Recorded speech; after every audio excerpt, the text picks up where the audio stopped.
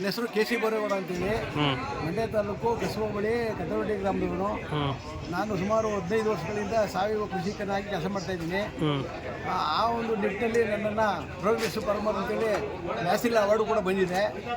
ಆ ನಿಟ್ಟಿನಲ್ಲಿ ನಮ್ಮ ರವಿ ಗಣಿಗಾರ್ ಅವರು ನಮ್ಮನ್ನು ಹೆಲಿಪ್ಯಾಡಲ್ಲಿ ಕರ್ಕೊಂಡು ಹೋಗೋಕ್ಕೆ ನಮ್ಮನ್ನು ಉಚಿತವಾಗಿ ಸೆಲೆಕ್ಟ್ ಮಾಡ್ಕೊಂಡಿದ್ದಾರೆ. ಹಾಗಾಗಿ ಭಾಳ ಸಂತೋಷ ಆಯ್ತದೆ. ನಾನು ಹೆಲಿಕಾಪ್ಟರ್ನ ಯಾವಾಗಲೂ ಹತ್ತಲಿಲ್ಲ. ನಾನು ಈ ನಿಟ್ಟಿನಲ್ಲಿ ಹತ್ತಬೇಕು ಅಂತೇಳಿ ಭಾರಿ ಆಸೆಯಿಂದ ಬಂದಿದ್ದೀನಿ. ನನಗೆ ಭಾಳ ಸಂತೋಷ ಆಯ್ತದೆ.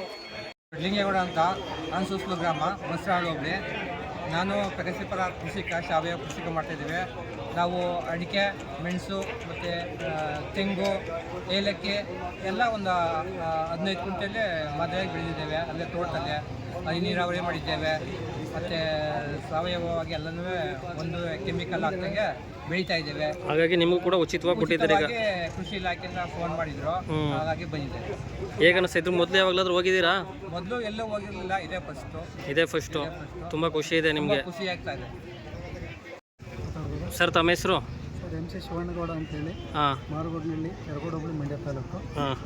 ನಾನೊಬ್ಬ ಪ್ರಗತಿಪರ ಕೃಷಿಕ. ಹೀಗೆ ಒಂದು 15 ವರ್ಷದಿಂದ ನಾನು ಕೃಷಿಯನ್ನು ಮಾಡ್ಕೊಳ್ತಾಯಿದ್ದೀನಿ.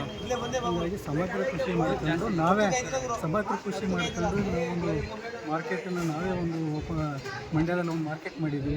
ನಾವೇ ರೈತರು ಬೆಳೆದಂಥದ್ದನ್ನು ನೇರವಾಗಿ ಅಂದರೆ ಕೃಷಿ ಇಲಾಖೆಯಿಂದ ಯಾವುದೇ ನಮ್ಮ ಡಿಪಾರ್ಟ್ಮೆಂಟ್ ಸಿಗ್ತಕ್ಕಂಥ ಸೌಲಭ್ಯಗಳು ಮತ್ತು ಅಲ್ಲಿ ಏನೇನು ಒಂದು ಸಬ್ಸಿಡಿ ದರದಲ್ಲಿ ಕೊಡ್ತಾರೆ, ಡ್ರಿಪ್ ಆಗ್ಬೋದು, ಕೃಷಿ ಹೊಂಡ ಆಗ್ಬೋದು, ಹಲವಾರು ಒಂದು ಕೃಷಿ ಇಲಾಖೆಯಿಂದ ಮತ್ತು ತೋಟಗಾರಿಕೆಯಿಂದ ನಮಗೆ ಒಂದು ರಿಯಾಯಿತಿ ದರದಲ್ಲಿ ನಮಗೆ ಕೊಟ್ಟಿದ್ದಾರೆ. ಅದನ್ನು ಬಳಸ್ಕೊಂಡಿದ್ದೀವಿ.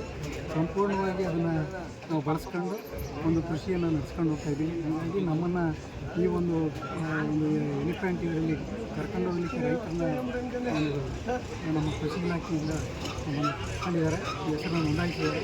ಹಾಗಾಗಿ ನಾನು ನಮ್ಮ MLA ಅವರು ಹಾಗೂ ನಮ್ಮ ಕೃಷಿ ಇಲಾಖೆಯ ಪರವಾಗಿ ನಮ್ಮ ಅಭಿನಂದನೆಯನ್ನು ಸಲ್ಲಿಸಿದ್ದೇನೆ.